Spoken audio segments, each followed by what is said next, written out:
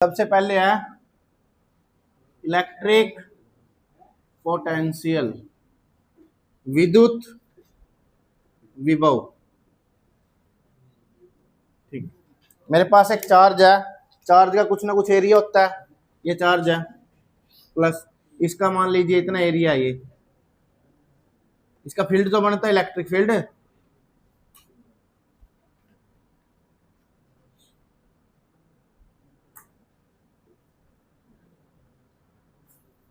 ठीक है, मैं एक एक पॉजिटिव चार्ज को यहां से पकड़ के यहां लेके आता हूं, कहा, इसके इलेक्ट्रिक फील्ड में। एक यूनिट पॉजिटिव चार्ज को जब किसी विद्युत क्षेत्र के अंदर पकड़ कर लाया जाता है और किसके विरुद्ध, पॉजिटिव पॉजिटिव क्या करते हैं आपस में, विद्युत क्षेत्र के विरुद्ध बल से, विद्युत क्षेत्र के विरुद्ध बल से जब ऐसे लाया जाता है तो उसको क्या बोलते हैं, इलेक्ट्रिक पोटेंशियल। क्या बोलते हैं, इलेक्ट्रिक पोटेंशियल। ठीक है, विद्युत विभव बोलते हैं उस चीज को जब किसी के विद्युत क्षेत्र में एक यूनिट पॉजिटिव चार्ज को इन्फिनिटिव अनंत दूरी से लाया जाता है, यूनिट पॉजिटिव इकाई चार्ज को। ठीक है, दूसरा क्या है इसका फार्मूला, हम लाने के लिए क्या कर रहे हैं, वर्क कर रहे हैं, कार्य कर रहे हैं। ठीक है, तो दूसरा किस वे में दिखाया जाता है, इसको विद्युत विभव को दिखाया जाता है V से, इसकी SI यूनिट होती है वोल्ट। ठीक है, अब बोलता है कि rate of change of work per unit charge, कार्य करने की दर प्रति इकाई आवेश। V बराबर है W बटे W। ठीक है, इसको बोला जाता है। अब इसकी एक इकाई तो हमने देख ली वोल्ट, दूसरी इकाई कार्य, इसकी क्या इकाई क्या होती है कार्य की, जूल, इसकी कूलम, तो जूल प्रति कूलम। ठीक है, ये है हमारा इलेक्ट्रिक पोटेंशियल। अब आता है इसके अंदर ही पोटेंशियल डिफरेंस। क्या आता है, पोटेंशियल डिफरेंस क्या कहता है कि कोई भी एक चार्ज इलेक्ट्रिक फील्ड की एक डिस्टेंस से लेके दूसरे बिंदु तक लेके जाना। अब हम किसके अंदर मूव कर रहे हैं, किसके अंदर चल रहे हैं, इलेक्ट्रिक फील्ड के अंदर चल रहे हैं, बाहर से नहीं आ रहे। अब इलेक्ट्रिक फील्ड में के किसी एक बिंदु से दूसरे बिंदु तक आने में जो कार्य में जो अंतर आता है उसको क्या बोलते हैं, उसका पोटेंशियल डिफरेंस, विभव अंतर। यानी कि यहां से यहां तक, मान लीजिए पॉइंट को यहां से उठा के यहां तक लाते हैं तो इसने V1 का विद्युत विभव हुआ, यहां से लेके यहां तक आते हैं V2 हुआ, इन दोनों का अंतर जो होता है उसको क्या बोल देते हैं, विभव अंतर।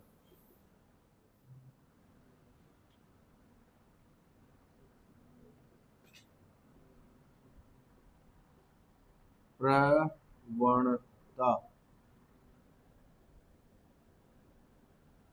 विद्युत प्रवणता, इलेक्ट्रिक ग्रेडियंट। इसका मतलब क्या क्या बोलता है इलेक्ट्रिक ग्रेडियंट में, rate of change of electric potential per unit distance. क्या बोलता है, पर यूनिट डिस्टेंस। दिखाते इसको भी ई से ही है, डी डीवी बटे डी आर। इसका मतलब क्या है, विद्युत विभव बदलने की दर प्रति इकाई दूरी। ठीक है, अब इसकी इकाई पूछ ली जाती है डायरेक्ट, इसकी इकाई, विद्युत विभव की इकाई क्या होती है, वोल्ट, प्रति क्या दूरी है तो प्रति क्या बोलेंगे इसको, प्रति मीटर। ये क्वेश्चन ही है इसके, डायरेक्ट विभव इक्वी पोटेंशियल सरफेस।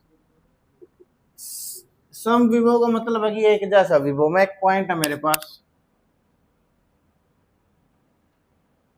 ठीक है, यहां से लेके यहां तक की दूरी 1 मीटर है। ठीक है, मैं यहां से 1 मीटर में अगर इसके 1 मीटर यहां पर सराउंडिंग कहीं भी जाता हूं जहां पर दूरी 1 मीटर है, तो मेरे को कैसा पोटेंशियल मिलेगा, एक जैसा पोटेंशियल मिलेगा विभव। तो इसके सराउंडिंग में इतनी दूरी पर जो भी सरफेस है उसको क्या बोल देंगे हम, सम विभव पृष्ठ। दूसरी बात इंपॉर्टेंट, मैं अगर सम विभव पृष्ठ में घूम रहा हूं, सम विभव पृष्ठ के अंदर कोई भी कार्य कर रहा हूं तो उसकी वैल्यू क्या हो जाती है, 0। कार्य होता ही नहीं, उसको कार्य नहीं मानते, क्योंकि कार्य क्या है, अनंत से लेके दूरी तो कवर कर रहा है, इलेक्ट्रिक फील्ड में कितनी दूर तक आ रहा है। ठीक है, मान लीजिए एक यहां तक आ गया, यहां तक आने के बाद ये थोड़ा इधर सरक गया, यहां से अगर ये भी दूरी समान है ना तो इसको कार्य नहीं मानेंगे। यहां पर कार्य की वैल्यू करने पर भी विभव अंतर शून्य होता है। क्या होता है, शून्य। और कार्य की भी क्या मानी जाती है, शून्य माना जाता है। किसके अंदर, इक्विपोटेंशियल सरफेस के अंदर। बहुत इंपॉर्टेंट है ये छोटी छोटी ही लाइनें हैं लेकिन क्वेश्चन है डायरेक्ट। तो इसकी फुल फॉर्म इंपॉर्टेंट है, इलेक्ट्रो मोटिव फोर्स।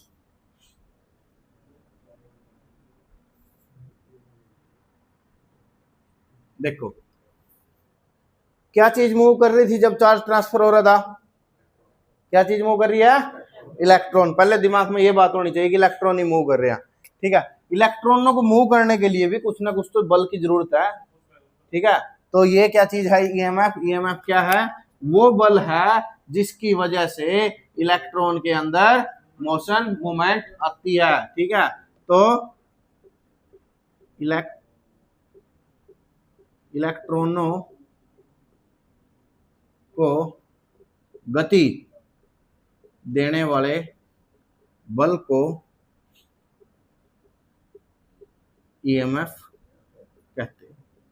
या फिर ऐसे ही बोल सकते हो, यह वह बल है जिसके कारण इलेक्ट्रॉन मूव करते हैं, चलते हैं, एक पॉइंट से सरकते हैं, नहीं तो एक पॉइंट पे पड़े हुए हैं। ठीक है, तो ये वो बल है ईएमएफ। इसकी यूनिट भी क्या होती है, ऐसा यूनिट, इकाई। इसकी इकाई भी क्या होती है आपकी, वोल्ट। हमारा विद्युत धारा,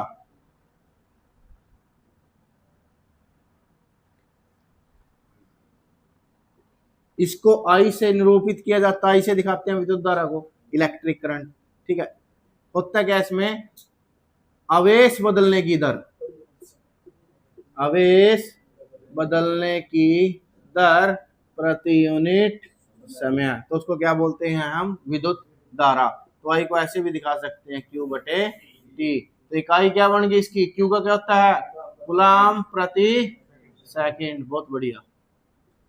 ठीक है, और ऐसा यूनिट क्या होती है इसकी, एम्पियर। ठीक है, करंट के ऊपर ही क्वेश्चन बन जाए, करंट को किससे मापा जाता है, एमीटर से। एमीटर कहाँ लगता है, सीरीज में। एमीटर में जो शंट प्रतिरोध होता है वो कहाँ कैसे लगता है, पैरेलल में, शंट समांतर में। जो इसमें कोयल होती है वो क्या होती है, मोटी की पतली।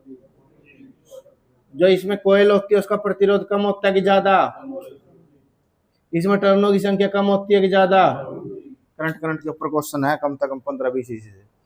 रिवाइज बताई नहीं थी हमने क्लास में। ठीक है, परिपथ वैसे तो 3-4 तरह के हैं, लेकिन मेनली 2 तरह के परिपथ है जिनके ऊपर क्वेश्चन आते हैं। एक का नाम है लघु परिपथ और दूसरे का नाम है खुला परिपथ। ठीक है, ये तो होता है शॉर्ट सर्किट, ये होता है ओपन सर्किट। जो शॉर्ट सर्किट होता है इसमें प्रतिरोध क्या होता है, लघु। शॉर्टकट में करंट की वैल्यू अनंत, वोल्टेज। ठीक है, बता रहा हूं, साथ के साथ इनका रिवीजन हो जाएगा। मेरे ख्याल से तुम अभी तक इसमें आए नहीं हो, आओगे तब पता लग जाएगा। ठीक है, शॉर्ट सर्किट में क्या हुआ, शॉर्ट सर्किट में क्या हुआ कि शॉर्टकट है एक तरह का। ठीक है, मुझे इस पॉइंट पे जाना है, मुझे इस पॉइंट में छोड़ो, मेरे को यहां जाना है। यहां जाने के लिए यहां से कोई रास्ता है नहीं, रास्ता है यहां से। यहां लग रहे प्रतिरोध, ये पुलिस खड़ी हो रहा चेकिंग पर खड़ी है, कागज तारी गाड़ी क्या नहीं पूरे, क्या करोगे? शॉर्टकट टोगे बीच में था, ठीक है। शॉर्टकट टोगे तो उस टाइम तुम्हारी यहाँ पहुंचने में कितना समय लग गया था ना, कम लग गया कि ज्यादा लग गया? मान लीजिए अगर यहाँ था यहीं आगे कम लग गया, समय कम लग गया, तो इसका मतलब स्पीड ज्यादा होगी। स्पीड अगर ज्यादा होने लग रही है तो करंट की वैल्यू क्या है? ज्यादा है, आई है। दूसरी बात यह है प्रतिरोध क्या लग गया था, राइव करवाइए घड़ी चेकिंग, तो चेकिंग का मतलब ही ये ब्रेकर वगैरह है सारे वही है, प्रतिरोध ही है ये। हाँ, करंट हमेशा शॉर्ट पाथ को, शॉर्ट इजी पाथ को, इस पाथ को, इजी पाथ को फॉलो करता है, सुगम रास्ते को है। हाँ ठीक है। उसके बाद खुला परिपथ, खुला परिपथ में आर की वैल्यू, मैं क्या करता हूं, तारी गाड़ी चल रही थी, रास्ता था ना, मिला ही नहीं, और आगा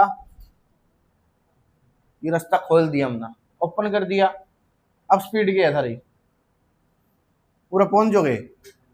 अगर नहीं पहुंच सकते तो आई की वैल्यू क्या होगी? और इसके भीतर जितनी शक्ति थी वह क्या पड़ी है, नो की नो जितनी थी अनंत। प्रतिरोध कितना हो गया? जब करंट जीरो है तो प्रतिरोध अनंत ही आयु, अनंत। हमारी पावर, पावर को निरूपित करते हैं P से, और P इक्वल टू क्या होता है हमारा? V गुणा आई। V की वैल्यू हमने निकाल ली क्या थी? W बटे क्या, आई की वैल्यू निकाल ली क्या थी? क्या बटे T, दोनों नंबर रख दो, W बटे क्या गुणा क्या बटे T, आ गया। क्या उसे उड़ा दो, क्या बच गया? W बटे T, W बटे T से बना दो, किसकी दर होगी? कार्य करने की दर प्रति इकाई। बहुत बढ़िया, क्या बन जाएगी इसकी? क्या हुआ है इकाई? जूल, और इसकी समय तो क्या बन गई? जूल प्रति सेकेंड। दूसरी बताओ यूनिट, ऐसा यूनिट क्या हुआ इसकी? वाट। बहुत बढ़िया, वाट, किलोवाट, मिलीवाट, मेगावाट, टेरावाट, सारे की सारी यूनिट किसकी है? पावर की। एनर्जी यानी पावर गुणा समय, पावर गुणा समय। पावर क्या होती है? P क्या निकाली थी हमने? W बटे T।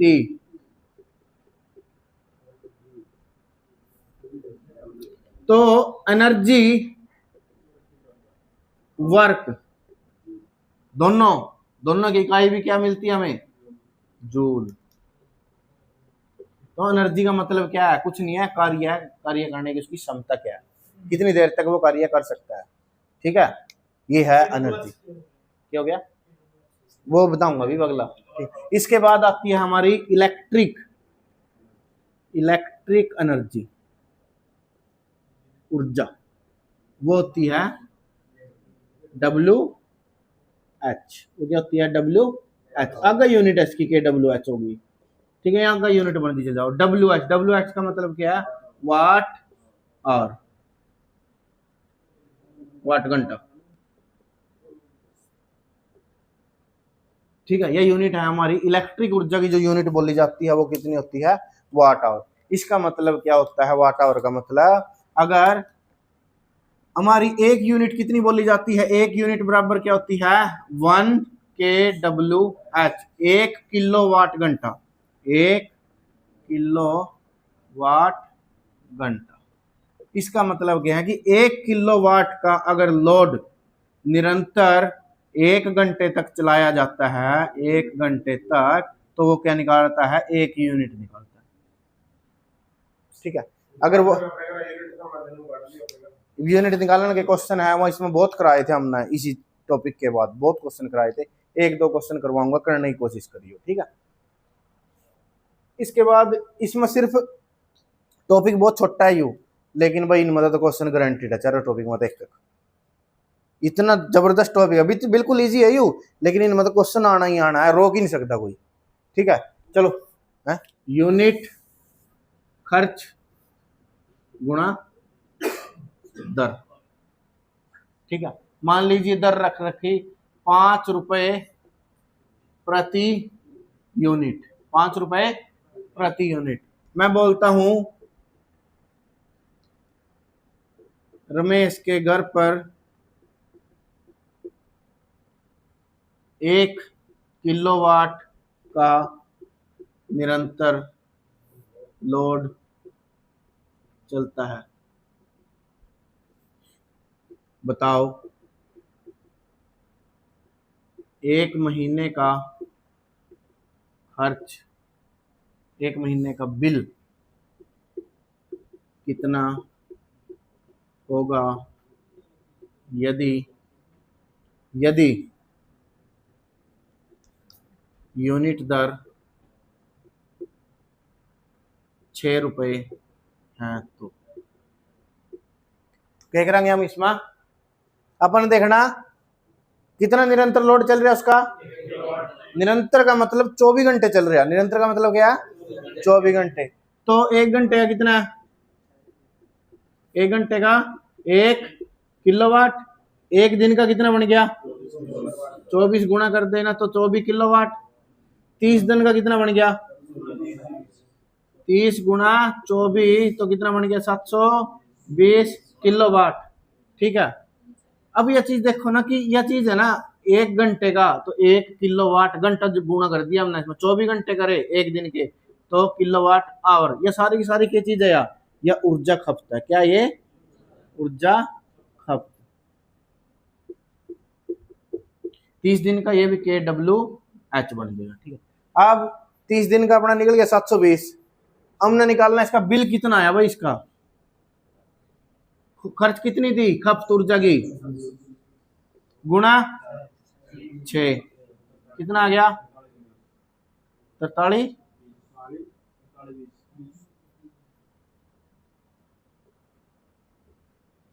उसका 1 महीने का रेजिस्टेंस क्या है? प्रतिरोध। इसका प्रतिरोध, सॉरी मैं एक चीज और कराना भूल गया उसमें, इसके बाद करानी पड़ेगी लगा फिर। करंट के प्रवाह का विरोध या प्रतिरोध, उसको बोला जाता है, जो करंट के प्रवाह का विरोध करता है ना उसको बोलते हैं प्रतिरोध। देखो ये मेरे पास टंकी है,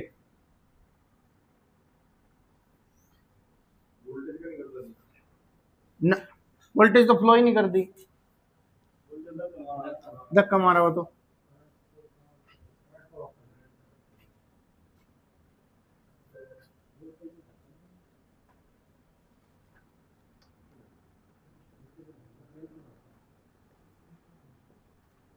देखो ये टंकी है, ये टंकी पर गौरव के ला रखी अपना, टुंटी ला रखी और ये पानी चल रहा है। ठीक है, टंकी में जो पानी एकत्रित है ना, इकट्ठा है पानी, इस चीज को बोलते हैं ईएमएफ। क्या बोलते हैं इसको? ईएमएफ बोल दो या बोल दो वोल्टेज। इसमें से जो करंट प्रवाह कर रहा है ना, जो करंट प्रवाह कर रहा है, जितनी स्पीड से करंट चल रहा है, इस चीज को बोलते हैं करंट। ठीक है, जो यहाँ टुंटी लगा रखी है ना, किस वास्ता? इसकी स्पीड कम ज्यादा करने वास्ता, तो इसने क्या बोलेंगे हम? प्रतिरोध, रेजिस्टेंस। देखो अब एक चीज देखो, अगर यहाँ प्रतिरोध करना ज्यादा, यानी कि ज्यादा विरोध कर दे, टुंटी ने पूरा कस दो, तो स्पीड क्या हो जाएगी पानी की? तो इसका मतलब प्रतिरोध ज्यादा होने से प्रतिरोध की करंट क्या हो जाएगा? कम। वोल्टेज ज्यादा, वोल्टेज तो नहीं खर्च हो रही, फिर टंकी का पानी खर्च होगा जब प्रतिरोध ज्यादा हो गया। इसना पूरा खोल दो टुंटी ना, प्रतिरोध कर दो बिल्कुल खत्म, जीरो बना दो, प्रतिरोध पूरा खोल दो, प्रेशर क्या चलेगा पानी का? ज्यादा। करंट क्या हो जाएगा?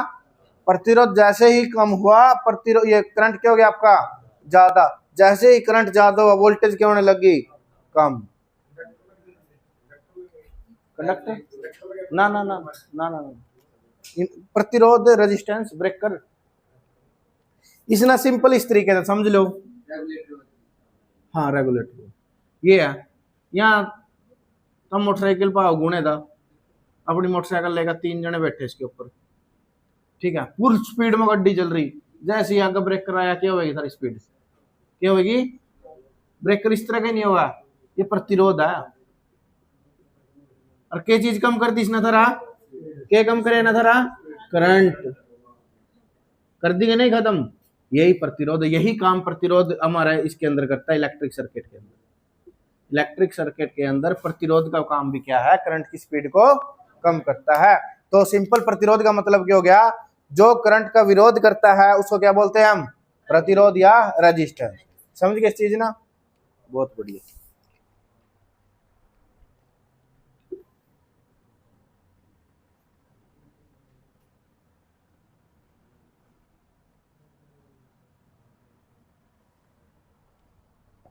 दो तरह के होते हैं हमारे पास प्रतिरोध, मेनली दो तरीके के होते हैं। एक को नाम ले दिया जाता है लीनियर रेखिक, दूसरे नॉन लीनियर अरेखिक। ठीक है, लीनियर भी आगे कितने तरह के होते हैं, मेनली बता देता हूं आपको। एक होते हैं फिक्स्ड, एक होते हैं वेरिएबल। आगे इनकी टाइप, इनके नाम है वो दे रखे अलग अलग, कार्बन रेजिस्टेंस हो गया, माइक्रो हो गया, ठीक है, जो भी हो गया।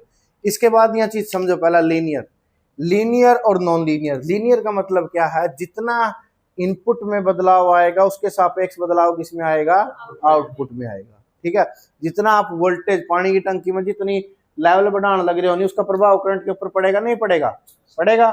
ठीक है, वो क्या है, लीनियर है। नॉन लीनियर में ऐसा नहीं होता। नॉन लीनियर में जैसे थर्मिस्टर है, ठीक है, और एलडीआर है और वीडीआर है, ये तीन रजिस्टर इसमें आएंगे, किसमें आएंगे, जो नॉन लीनियर रेजिस्टेंस के अंदर आते हैं। इनके ऊपर किसका, इसके ऊपर प्रभाव किसका पड़ता है, तापमान का, किसका, तापमान का प्रभाव पड़ता है। ठीक है, इसके ऊपर प्रभाव किसका पड़ेगा, लाइट का, प्रकाश का प्रभाव पड़ता है। इसके ऊपर वोल्टेज का। ठीक है, तो इनका ये रेखिक नहीं होते, क्या होते हैं, अरेखीय होते हैं। ठीक है, इनके ऊपर और किसी क्वांटिटी का भी प्रभाव पड़ता है, वोल्टेज और करंट के अलावा। ठीक है, ये आ जाते हैं हमारे नॉन लीनियर के अंदर। फिक्स्ड के अंदर, फिक्स रेजिस्टेंस वो रेजिस्टेंस है जिनका मान नियत रहता है, चेंज नहीं होता। एक बार बना दिया तो बना दिया, उसके बाद चेंज नहीं कर सकते। अगर मान लीजिए उसके 2 ओम का रेजिस्टेंस लगा दिया अपना, ठीक है, 2 ओम का रेजिस्टेंस लगाने के बाद सोचो आप यार उधर 3 की जरूरत थी, इसका कोई पॉइंट नहीं है, फिर उसके ऊपर ऐसा कोई, हाँ इसका तो जिस तरह, हाँ इस एलडीआर में तो क्या, एलडीआर तापमान के नहीं है, प्रकाश का, स्ट्रीट लाइट के ऊपर लगे रह गए तो, ठीक है, यू तापमान का। ज्यादातर आप है ना एनटीसी में लेवा थर्मिस्टर ना, लेकिन थर्मिस्टर का है ना एक पोर्शन है पीटीसी भी है ये, लेकिन इसने लगभग एनटीसी में ही रखा, लगभग। ठीक है, लेकिन अगर आप उसमें चले जाओगे ना माप, हाँ हाँ इसका प्रतिरोध कम हो जाएगा, हाँ हाँ बिल्कुल, वो तो लाइटनिंग लाइटनिंग रेस्टर, हाँ बिल्कुल। इब यह चीज है ना, इब यह चीज है ना, देखो स्टार्टिंग में अगर आप इन चीजा छेड़ दे तो अपने समझ में नहीं आती। जब पूरा था वो जगह ना एक बार इलेक्ट्रिक, तो हम ज्यादा तो गंदा होने, लेकिन सबके कनेक्शन आपस में बिट जाएंगे, तारे तंतु है ना दिमाग खड़े, आप उसमें अपने आप को रिलेट कर लो किसका किसके साथ है। ठीक है, फिक्स वो है जिनका मान टिका रहता है, एक ही रहता है, इनको हम चेंज, एक्यूरेसी आई होगा, दिन में लाइट होएगा, देखो ये ऐसे ऐसे हो यहाँ, इनके ऊपर लाइट पड़ेगी, लाइट पड़ने से क्या हो जाएगा, इनका प्रतिरोध बढ़ जाएगा, प्रतिरोध बढ़ गया लाइट पड़ने से, प्रतिरोध बढ़ गया। प्रतिरोध का मतलब है ब्रेकर ऊंचे ऊंचे बना दिए, जब इतना ऊंचे ऊंचे बना दिया, इसके ऊपर ना मोटरसाइकिल लेकर जाओगे, नहीं जाएगी मोटरसाइकिल, तो मोटरसाइकिल पूरा जानते रुक गई। जैसे ही हो या अंधेरा, इसके ऊपर लाइट पड़नी हटगी, लाइट पड़नी हटगी तो इसके अंदर तक करंट चलिया, ब्रेकर का साइज हो गया इतना इतना, लाइट कम होएगी तो मतलब रेजिस्टेंस क्या, इसका मान नियत रहता है। उसके बाद आ जाते हैं वेरिएबल, वेरिएबल में आप मान बदल सकते हैं।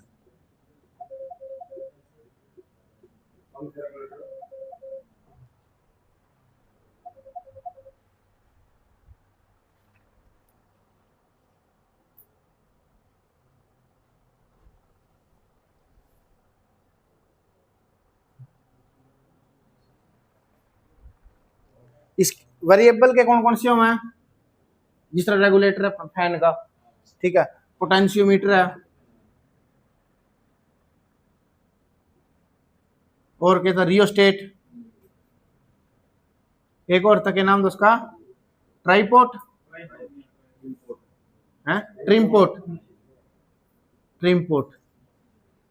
ये सारे किसके हैं, इनमें मेरा क्या होगा, इनमें ना, इसमें दो दो सिर्फ ये हुआ, एक रजिस्टर है, दो इसके सिरे हैं फिक्स में, हाँ, और इस वेरिएबल में क्या हुआ, इसमें 3 सिरे हुआ, यहाँ तो समझो, यो सर्किट है, एक यहाँ लग गया, और जो इसका सर्किट का दूसरा सिरा है ना, ये बल्ब है, वो एक तीसरा टर्मिनल इसमें ये होगा, तीसरा टर्मिनल ये होता है इसमें, यही तो समझोगे आप, ये एक तरह से इसके ऊपर हुआ स्लाइडर, ये इसके ऊपर है ना, ऐसे ऐसे हिलता रहेगा। देखो मेरे को अगर प्रतिरोध चाहिए कम, तो मैं क्या कहूंगा, स्लाइडर ने इस तरफ सरका लूंगा, सरक गया, ठीक है, तो प्रतिरोध क्या हो गया, कम। अगर ज्यादा प्रतिरोध चाहिए तो मैं क्या करूंगा, इसको उड़ले का नहीं, ज्यादा होगी पर ना कम। अगर मैं इसने इस साइड अटैच कर दूंगा तो प्रतिरोध क्या हो जाएगा, ज्यादा, स्लाइडर होगा इसके ऊपर ऐसे मूव करता रहेगा। तो यहाँ क्या हुआ, वेरिएबल, जिसकी वैल्यू को हम क्या कर सकते हैं, चेंज कर सकते हैं। जैसे ट्रिम पोर्ट हो गया, इसमें क्या है, एक ऐसा ऐसा पेच है, पेच कस गेला उन्होंने घुमा सकते, ठीक है। यहाँ क्या हुआ, वेरिएबल हुआ। देखो इसके मैं पढ़ी,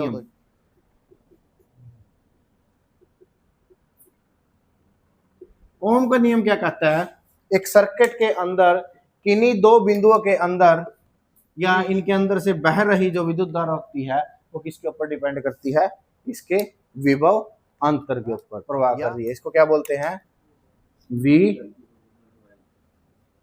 directly proportional to I, V equal to I।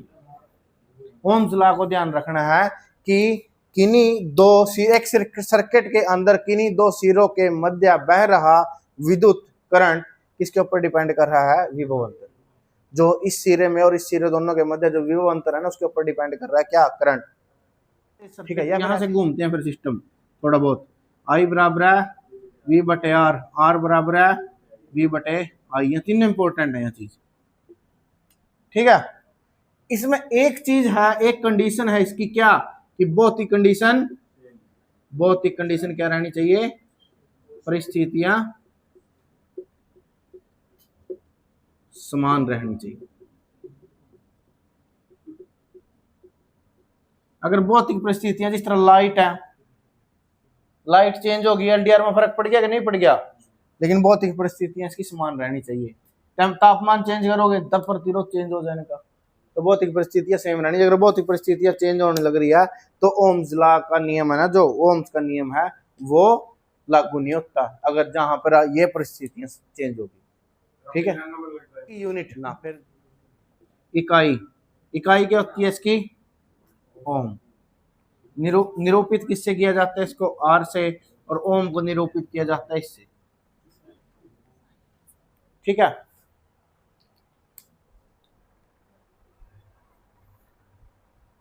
अगला टॉपिक भी इंपॉर्टेंट है, प्रतिरोध के अंदर ही चल रहा है सारा।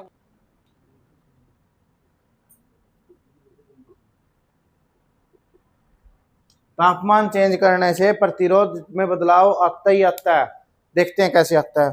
क्या बोलता है ये, जो प्रतिरोध में बदलाव आता है R2 minus R1 T2 minus T1 के ऊपर निर्भर करता ही करता है, ठीक है।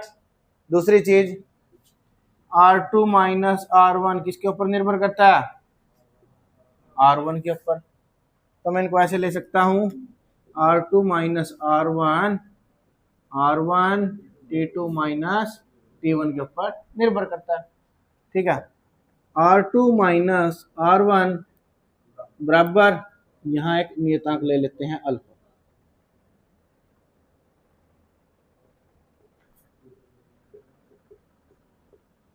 T2 minus T1। अब R2 क्या है, R2 क्या है, जो तापमान घटने या बढ़ने के बाद जो प्रतिरोध हुआ, यानी कि इसको कौन सा बोलेंगे, फाइनल लिख दूं, फाइनल प्रतिरोध, ठीक है, R1 शुरुआती, T1 शुरुआती,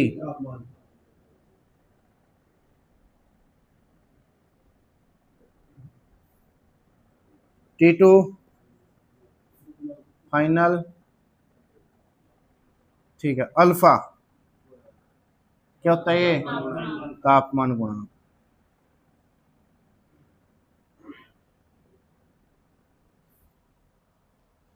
अब इसके ऊपर एक आधा क्वेश्चन करा करते, 2 ग्राम, ठीक है। कैलकुलेशन खराब हुआ। इसमें एक चीज और बता दूं, है ठीक है। अच्छा, जो तापमान गुणांक हुआ ना,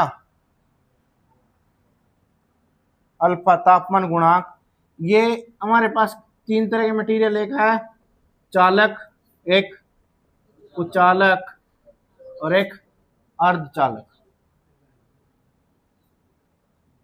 ठीक है। चालक के लिए जो ये गुणांक होता है, तापमान गुणांक, क्या होता है? क्या होता है? पीटीसी। पीटीसी यानी धनात्मक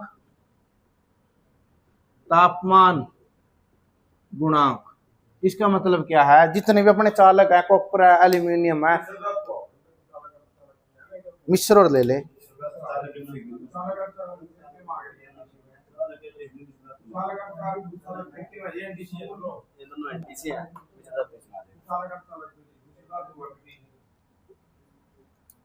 मिश्र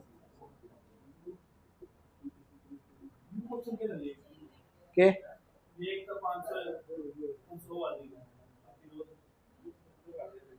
क्या था?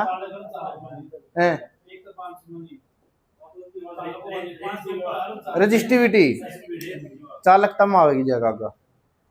अब देखो, धनात्मक तापमान गुणांक का मतलब क्या है? अगर मैं तापमान बढ़ाऊंगा ना, तापमान के साथ साथ प्रतिरोध बढ़ जाएगा। अगर तापमान बढ़ा रहे हैं तो प्रतिरोध भी बढ़ रहा है, साथ साथ हो रहे हैं, घटा रहे हैं तो घट रहा है, तो उसको बोलते हैं धनात्मक तापमान गुणांक। उसके बाद आते हैं कुचालक और अर्धचालक, जिनमें क्या होता है? ये एनटीसी। क्या होता है? एनटीसी। इसको बोलते हैं ऋणात्मक तापमान गुणांक, ताप गुणांक भी बोल देते हैं इसको। इसका मतलब क्या है? जैसे ही तापमान बढ़ा तो प्रतिरोध कम, उल्टे चले, इसने घटाओगे फिर उल्टे चले, समझ गए? तो ये किसको हुआ? कुचालक और अर्धचालक में। बहुत इंपॉर्टेंट है चीज। इन ये क्वेश्चन भी पूछ लिया कई बार पूछ लिया। इन मतलब एक तो चालक है, कौन सा? पीटीसी, यो यो, हाँ, यह मिश्र धातु है।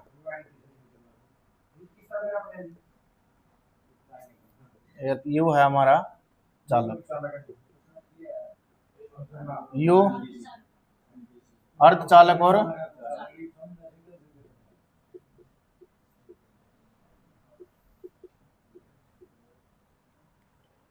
इसमें देखो पॉजिटिव टेम्परेचर कोफिशिएंट कौन से दिख रहे हैं था इसमें? यहाँ यही तो है, ठीक है। लेकिन इसका एक तरह का लीनियर हुआ मिश्र धातु में, चालक में वह चीज है नहीं, टेम्परेचर के साथ लीनियर नहीं रहती। इसका एक तरह का लीनियर ही चला मिश्र धातु के अंदर। इसमें हाँ, इसमें नॉन लीनियर होगा चालक में, ठीक है। लेकिन दोनों पॉजिटिव टेम्परेचर कोफिशिएंट है, यह चीज याद रखनी है रेखा। ये अर्धचालक में जैसे ही तापमान बढ़ा, प्रतिरोध की वैल्यू क्या हो जाएगी? कम हो जाएगी। एक चीज और थी मेन जरूरी, इसकी जो यू तापमान गुणांक हुआ, इसकी इकाई क्या हुआ? डिग्री प्रति डिग्री सेल्सियस, प्रति डिग्री, यानी कि ये इंपॉर्टेंट है क्वेश्चन है। 80 R2 माइनस R1 20 30 10 और 80 100 20 हो गया, और R1 की वैल्यू 20 है और 2 की वैल्यू 20 है, 400। तो कितना लिया था ना? 1/40, ठीक है।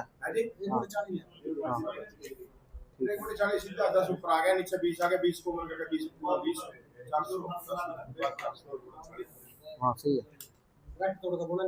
हाँ सही है, सही है। 10/400।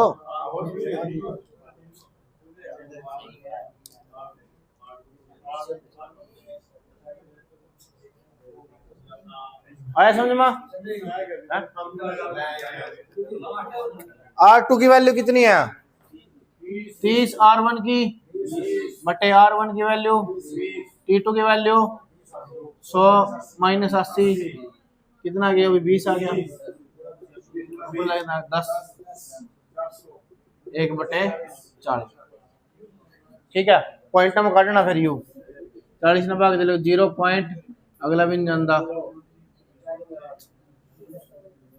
ठीक है, प्रति डिग्री सेल्सियस।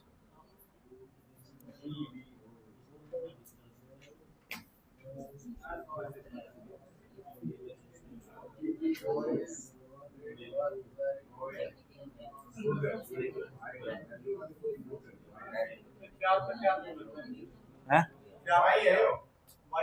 वही है।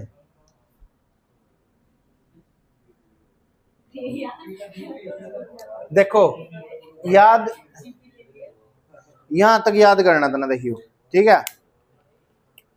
इसका बी रोए गुड बॉय वैल्यू गुड, जो अच्छा लड़का होगा ना, जो गुड बॉय होगा, उसकी वैल्यूज क्या होंगे? उसके सिद्धांत भी अच्छे होंगे, और अच्छे सिद्धांत जिसके हैं तो उसने क्या मिल जाए फिर बाद में वाइफ। बहुत बढ़िया। उसके बाद है गोल्ड सिल्वर। गोल्ड सिल्वर, देखो वाइफ आ गई, ठीक है, जब कोई बात नहीं, चिंता तो कहते हैं बिना तो वाइफ लेकर आनी है ना भाई, तो साथ में कह देना पड़ा, चढ़ाना पड़ा वाइफ के ऊपर, गोल्ड चढ़ाना पड़ा, पक्की बात है। और फिर भाई थोड़ी बहुत लगा चांदी, और लगाई आने के बाद जिंदगी क्या हो जाए फिर? पहले दिखा मारा, उसके बाद तो नो कलर। ठीक है, बहुत बढ़िया। तो इसकी मल्टीप्लायर वैल्यू कुछ नहीं है, याद रख लियो। यू सबसे पहला कौन सा कलर हुआ? ब्लैक, अगला ब्राउन, उससे अगला रेड, उससे अगला orange, yellow, green, blue, violet, grey. ठीक है,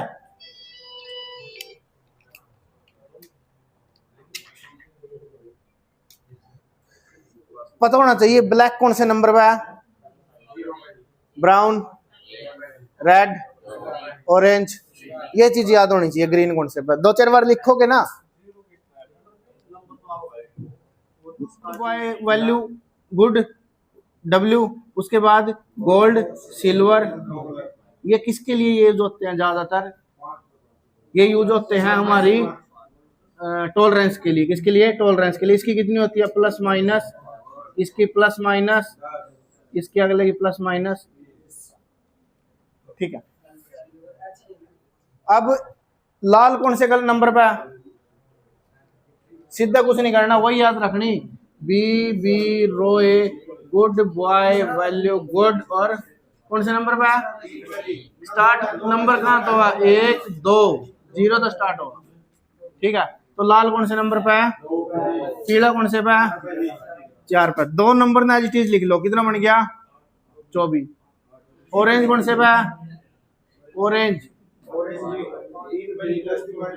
तो 10 की शक्ति 3, 10 की शक्ति 3, प्लस माइनस गोल्ड है 5%, तो कितना बन जाएगा? You 24,000 plus minus 5%।